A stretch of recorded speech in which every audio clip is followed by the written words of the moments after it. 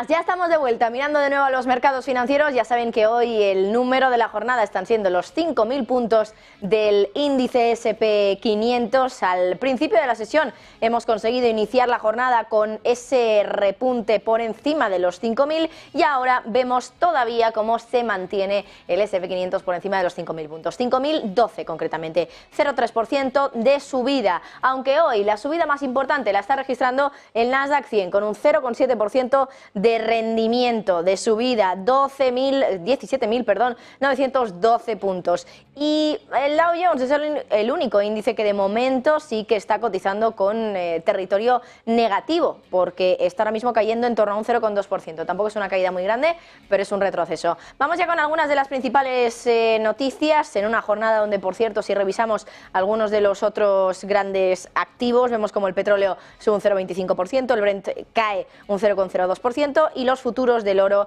están también retrocediendo en torno a un 0,6%. Ya saben que, bueno, en media horita tendremos el cierre europeo y también veremos qué es lo que nos depara en ese cierre europeo. Parece que hoy la sesión va a ser en negativo.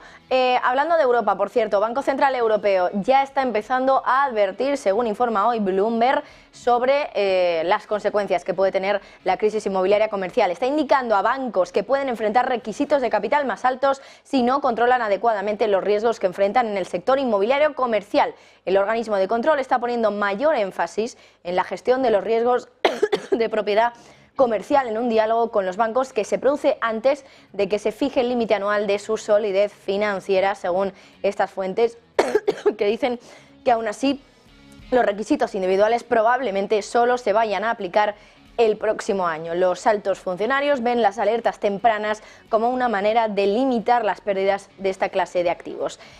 Hablando, por cierto, del Banco Central Europeo, los rendimientos de los bonos de la zona del euro han alcanzado, ya saben, máximos de varias semanas en el día de hoy y ahora los mercados monetarios están valorando en menos de un 50% la posibilidad de un primer recorte de tipos del Banco Central Europeo en abril, después de que varios de sus dirigentes hayan ya advertido de que el Banco Central Europeo tiene que evitar relajar su política monetaria demasiado pronto. El BCE todavía necesita más pruebas de que la inflación esté volviendo a su objetivo del 2% antes de que pueda recortar esos tipos de interés, incluso si hay una creciente confianza en que las presiones sobre los precios estén disminuyendo. Así lo han dicho dos responsables de política monetaria este viernes en el Banco Central Europeo. Bueno, las nuevas cifras macroeconómicas de Estados Unidos, por cierto, siguen confirmando a su vez que en la economía estadounidense sigue habiendo fortaleza en este sentido en el mercado laboral,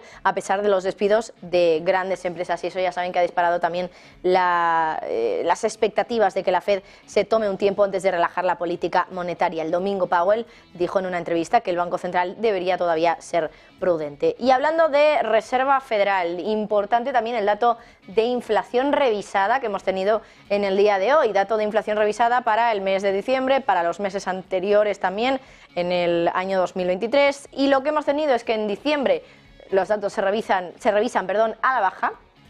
De una inflación del 0,3% mensual en diciembre pasamos ahora al 0,2%, algo positivo para los mercados financieros. El dato más negativo viene en noviembre, porque aquí sí que hemos tenido una revisión al alza en los datos de noviembre, pero bueno, es una revisión al alza de una sola décima, muy poquito. Bueno, el índice de precios al consumo, según esta revisión, ha subido un 0,2% en diciembre, en lugar del 0,3% del que se informó el pasado mes, pero los datos de noviembre sí que se han revisado, como les decía antes, al alza. El IPC entonces aumentó un 0,2 en lugar de un 0,1, como se había estimado anteriormente. En octubre la inflación ganó un 0,1 en ese mes. Anteriormente se había informado que los precios se habían mantenido sin cambios, así que aquí también, bueno, pues se revisa al alza este dato del 0,0 al 0,1%. Pasamos ahora a hablar de la geopolítica. En las últimas horas se informa por parte del Financial Times de una de las declaraciones más impactantes que está haciendo ahora mismo el ministro de Defensa de Dinamarca. Dice que Rusia podría atacar a un país de la OTAN en tan solo 3 años. Es la última y la más dura advertencia de un funcionario occidental respecto al apetito que puede tener Moscú por una confrontación más allá de su guerra en Ucrania. En este caso, el ministro danés se ha unido a colegas de Suecia, del Reino Unido, de Rumanía, de Alemania y de otros países para hacer sonar esa alarma sobre el potencial creciente de Rusia en el gasto en defensa, lo que llevaría a una creciente confrontación, directa, con la OTAN, lo que pondría a prueba el compromiso de defensa colectiva de la Alianza Atlántica, que está establecido en el artículo número 5. Lo que ha dicho el ministro es que no se puede descartar que dentro de un periodo de 3 a 5 años Rusia ponga a prueba el artículo 5 y la solidaridad de la OTAN. Dice, esa no ha sido la evaluación de la OTAN en 2023, pero esta es una nueva información que está saliendo ahora a la luz. Los países europeos ya saben que han advertido cada vez más en las últimas semanas de que creen que Rusia podría intentar socavar también la OTAN en la próxima década, y en privado muchos temen también que una victoria de Donald Trump en las elecciones presidenciales pueda envalentonar todavía más a Rusia. Por cierto, Vladimir Putin ha hablado de este tema, enseguida les ponemos esas declaraciones, pero antes también hablarles de lo que decía respecto al estadounidense, al periodista Evan Gershkovich, que está encarcelado allí en el país. Putin ayer en esa entrevista con el periodista estadounidense Tucker Carlson, decía que se podía llegar a un acuerdo para liberar al periodista del Wall Street Journal encarcelado en Rusia, sugiriendo que lo cambiaría por una persona rusa condenada por asesinato que ahora mismo cumple cadena perpetua en Alemania. El presidente ruso comparó ese encarcelamiento de Gershkovich en Moscú con una persona que cumple condena en un país aliado de Estados Unidos. Probable referencia a Vadim Krasikov, que asesinó al ex rebelde checheno Zelimkhan Kangoshvili en el Parque Tiergarten de Berlín en 2019. Por cierto, Putin también ahí habló en esa entrevista sobre sus intereses, o no intereses más bien, de atacar a otros países como Polonia o Letonia. Lo que dijo el presidente Vladimir Putin es que no está dentro de sus intereses extender la guerra a países como Polonia o Letonia. Ha hecho ese comentario en la entrevista con Tucker Carlson, que por cierto lo que respondió directamente Vladimir Putin fue: solo en un caso, si Polonia ataca a Rusia, invadiríamos. Dice, ¿por qué? Porque no tenemos ningún interés en Polonia, Letonia o cualquier otro lugar. ¿Por qué lo íbamos a hacer? Sencillamente no tenemos ningún interés. Vamos a escuchar esas declaraciones de Putin ayer en la entrevista con Tucker Carlson. I think you're referring to is a Russian invasion of Poland, Latvia, expansionist behavior. Can you imagine a scenario where you sent Russian troops to Poland? Only in one case, if Poland attacks Russia. Why?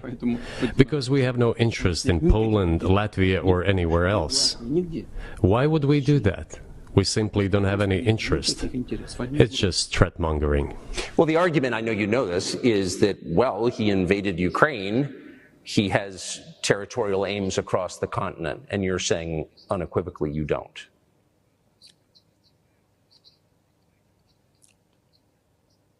Это абсолютно исключено. It is absolutely out of the question. You just don't have to be any kind of analyst. It goes against common sense to get involved in some kind of a global war. Глобальная война поставить на грань. And a global war will bring all humanity to the brink of destruction. It's obvious.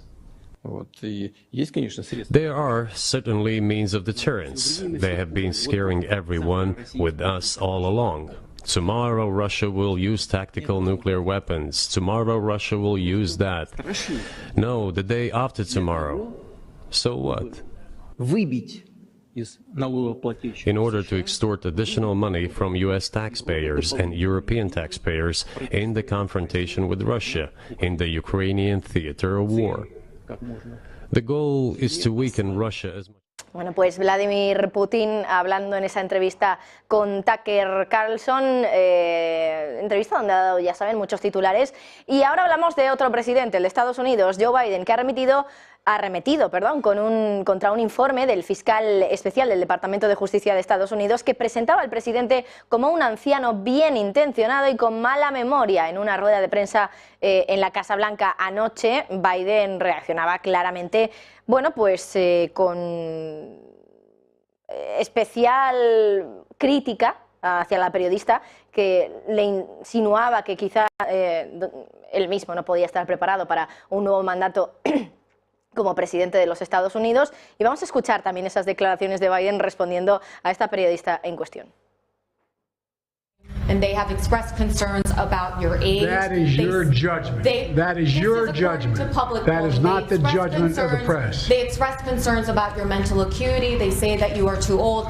Mr. President, in December, you told me that you believe there are many other Democrats who could defeat Donald Trump. So why does it have to be you now? What is your answer to that question? Because I'm the most qualified person in this country to be president of the United States. Bueno, pues ya ven ahí a Joe Biden claramente molesto por las afirmaciones de la periodista. Decía, esa es tu opinión, no es la opinión de la prensa en general.